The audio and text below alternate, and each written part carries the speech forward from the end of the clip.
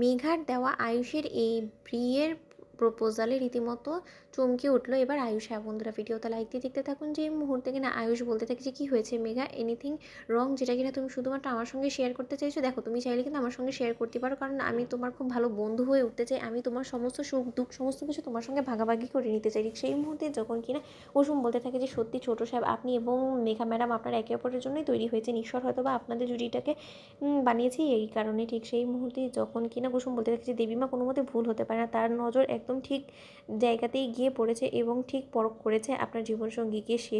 ঠিক সেই মুহূর্তে যখন কিনা মেঘা বলতে থাকে যে আমিও তো তোমার সমস্ত সুখ দুঃখ সমস্ত কিছু সাথী হতে চাই আয়ুষ, তার জন্যই তো আমি চাই যে যত শীঘ্রই সম্ভব আমাদের সম্পর্কটাকে লিগালি কনভার্ট করতে, এবং তার জন্য আমি কাল গোটা রাত নির্ঘুম কাটিয়েছি। ঠিক সেই মুহূর্তেই আয়ুষ যখন বলতে থাকে যে কেন, কী হয়েছে, তোমার শরীর খারাপ করছে? ঠিক সেই মুহূর্তে মেঘা বলতে থাকে যে যবে থেকে তুমি আমার জীবনে এসেছো তবে থেকে তো আমার শরীর খারাপ করছে, তবে থেকে তো আমার ঘুম হারাম হয়ে গিয়েছে, আমি তো কোনো মতে দু চোখের পাতা এক করতে পারি না।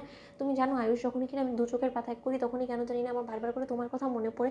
আমি আমার কাজে মন দিতে পারি না, আমি যেখানে যাই সেখানে শুধু তোমাকে দেখতে পারি। তার পরবর্তীতে আমি অনেকবার ভাবনা চিন্তা করেছি যে না, আমাদের সম্পর্কটা হয়তো বা জাস্ট ফ্রেন্ডেড, কিন্তু তারপর তুমি আমাকে এই গোটা সিচুয়েশনের মধ্যে যেইভাবে আমাকে সাহস জুগিয়েছো, আমাকে যেভাবে তুমি হ্যান্ডেল করেছো, ট্যাকেল করেছো, তার পরবর্তীতে আমি বুঝতে পেরেছি যে না, আমার এই একাকৃত জীবনে যদি আমাকে কেউ যদি ভালোবাসার মূল মাইনেটা বোঝাতে পারে সেটা একমাত্র তুমি। এবং তোমার থেকে আমি শিখেছি যে আসলে ভালোবাসাটা ঠিক কী, এবং অন্য কাউকে ভালোবাসলে যে কেউ এতটা পাগল হতে পারে সেটাও তোমার ধারাতেই আমি শিখেছি। এবং তার জন্য আমি আর কোনো মতেই আমার মনের মধ্যে এই সমস্ত কথাগুলো চাপা রাখতে চাই না। যা হবে ভাগ্যে আমার জন্য যা লিখে রেখেছে সেটাই হবে, কিন্তু তার সত্ত্বেও আমি একটা জিনিস মন খুলে তোমার কাছে আজকে একটা স্বীকারোক্তিমূলক জবানবন্দি দিতে চাই। ঠিক সেই মুহূর্তে আয়ুষ বলতে থাকছে হ্যাঁ মেঘা, আমি তো অপেক্ষা করছি, বলো। ঠিক সেই মুহূর্তে মেঘার সামনে যখন কিনা কুসুম দাঁড়িয়ে দাঁড়িয়ে বলতে থাকে যে সত্যি মেঘা ম্যাডাম, আপনি খুব ভাগ্যবতী যে ছোটো সাহেবের মতন একজন জীবনসঙ্গী আপনার জীবনে আসতে চলেছে। ঠিক সেই মুহূর্তে হঠাৎ করে মেঘা যখন হাঁটু গেড়ে বসে যায় এবং আয়ুষ বলতে থাকে যে মেঘা, এই সমস্ত তুমি কী করছো বলো তো, হাঁটু গেড়ে তুমি বসে গেলে কেন এরকম করে? ঠিক সেই মুহূর্তে মেঘা বলতে থাকে যে এই সমস্ত কথা তো এরকম করেই বলতে হয়।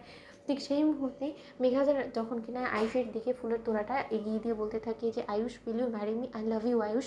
ঠিক সেই মুহূর্তে আয়ুষ হঠাৎ করে চমকে ওঠে এবং আয়ুষ বলতে থাকে যে what Megha, have you lost your mind, তোমার মাথা খারাপ হয়ে গেছে? বলো তো তুমি এই সমস্ত কী উল্টোপাল্টা কথা বলছো বলো তো, we are just friends Megha. ঠিক সেই মুহূর্তে যখন মেঘা বলতে থাকে যে আমার আগে এই বন্ধুত্বপূর্ণ সম্পর্কটাকে আমাদের বৈবাহিক জীবনে বয়ে নিয়ে যেতে পারি না, এমনটা তো নয় যে আমাদের সম্পর্কটা ছিন্ন হয়ে যাবে যদি আমরা স্বামী স্ত্রী হয়ে যাই। আমি তোমাকে জন্ম জন্মান্তরের জন্য নিজের করে পেতে চাই আয়ুষ, তুমি কি আমাকে চাও না? ঠিক সেই মুহূর্তে আয়ুষ বলতে থাকে যে মেঘা, আমি এখনও পর্যন্ত সেরকম কিছু তোমাকে নিয়ে ভাবিনি। ঠিক সেই মুহূর্তে সেখানে ইন্দ্রাণী গাঙ্গুলি চলে আসে এবং ইন্দ্রাণী গাঙ্গুলি বলতে থাকে যে দেখো রাজ, দেখো আমি কোথায় কিনা এই খবরটা অ্যানাউন্সমেন্টের মাধ্যমে জানাতে চেয়েছি সকলের সামনে, সেখানে কিনা মেঘা নিজের মুখে স্বীকার করেছে যে ও আমার ছেলেকে ওর জীবনসঙ্গী হিসেবে চায়।